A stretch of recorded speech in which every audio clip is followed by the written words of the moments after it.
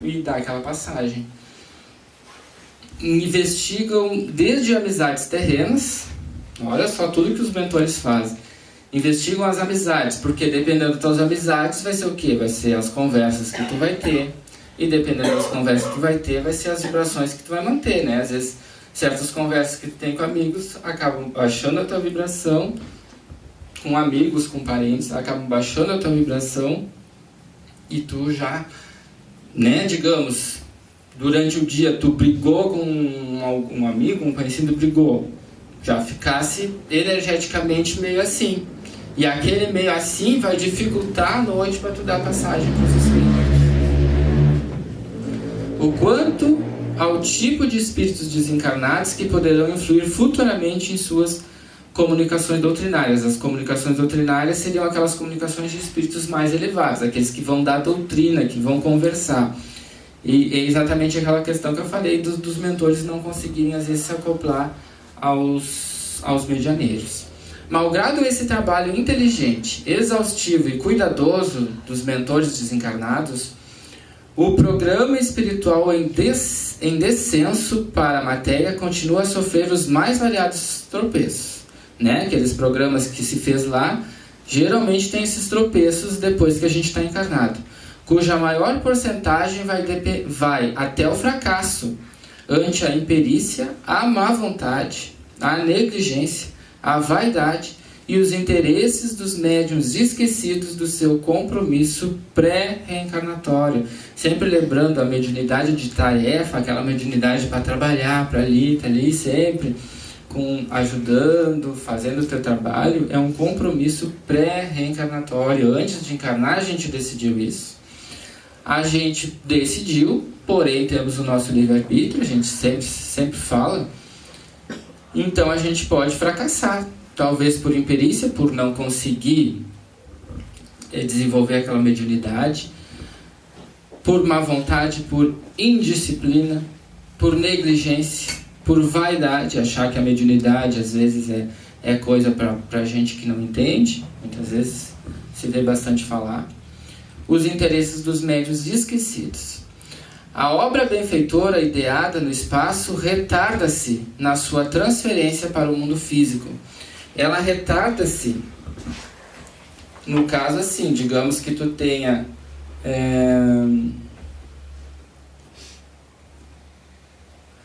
escolhido começar no campo mediúnico aos 25 anos de idade, então é feita uma preparação perispiritual para que a partir daquela data, daquela época mais ou menos, aos 25 anos tu comece a ter as primeiras sensações mediúnicas e a partir dali daqui a pouco tu não quer ou sei lá o que acontece e aquilo vai passando.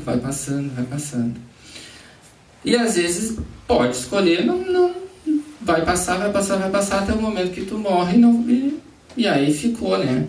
O trabalho não foi feito. Só que atualmente, gente, a gente sempre repete, a Terra está passando por um momento de transição planetária, um momento muito difícil, onde muitos espíritos que estão aqui, negligentes, como diz ali, vaidosos, orgulhosos, que não querem se melhorar, estão sendo encaminhados para outros planetas que têm menos evolução. Então a gente sempre diz, vou deixar para a próxima vida, eu não vou ser médium nessa vida, vou deixar para a próxima, eu não quero sofrer, eu quero aproveitar, né, a gente diz, né? Só que às vezes a gente aproveita a vida material, só que a próxima vida pode não ser na Terra, pode não ser junto com aquelas pessoas que eu gosto, que eu amo e que me amam, pode ser num outro planeta, e aí lá não vai ter como. Aí a gente vai dizer, por que não sei o que a gente sempre depois reclama, por que não sei o que isso, né?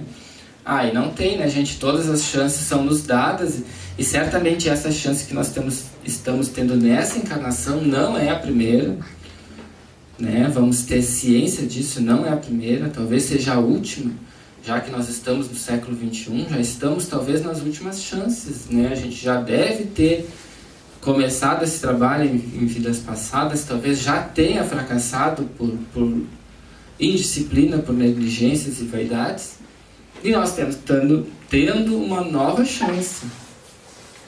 Então não vamos desperdiçar.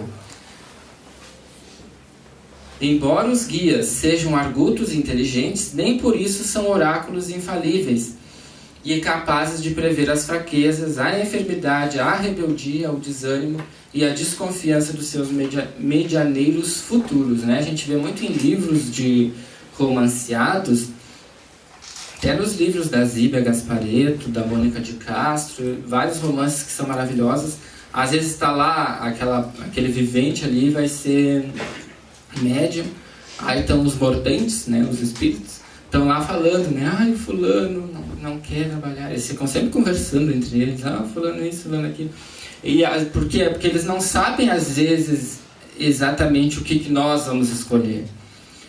Porque, obviamente, que os espíritos que são muito evoluídos, eles sabem as nossas escolhas, porque já estudaram a nossa psicologia e conseguem adentrar esse futuro. Porém, às vezes, alguns mentores, trabalhadores espirituais que são mais terra-terra, eles não têm essa previsão completa dessas fraquezas e enfermidades, até para o próprio desenvolvimento mental deles, porque assim como nós estamos evoluindo aqui no plano material, eles também evoluem à medida que nos auxiliam. Então, eles não têm esse total conhecimento. E nesse livro aqui no mediunismo, às vezes a maioria, provavelmente era só nós 4 quando nós estávamos, né, estudando ele desde o início, mas sempre tinha uma pergunta, por que então os nossos mentores não intervêm por nós, então, e não dizem, não, tu vai trabalhar, porque se tu não trabalhar, tu não vai melhorar. Por que eles não nos tiram as pedras do caminho para que a gente siga pelo caminho reto? Porque senão quem vai fazer o trabalho vai ser eles, não vai ser nós. E no momento que são eles que fazem o trabalho, nós não vamos aprender, então não adianta, né? Então por isso que os espíritos não nos tiram as intempéries do nosso caminho. Eles estão sempre nos auxiliando, mas eles não vão fazer por nós. E no campo mediúnico é a mesma coisa. Eles nos dão conselhos, dizem, não façam isso e tal, e aí a escolha sempre é nossa.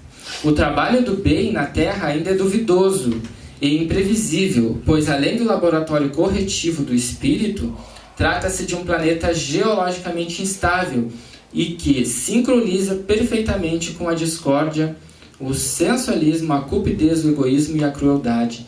Quer dizer que o nosso planeta é cheio desses nossos defeitos que está aqui nessa última frase. E em decorrência disso, de todos esses defeitos, o nosso planeta ainda é um planeta geologicamente em ebulição, digamos assim. Os continentes ainda estão se movimentando, os mares, quer dizer o que? Os terremotos. Toda a questão geológica de formação dos continentes e dos mares, ainda a Terra não está em completa coesão, está sempre mudando.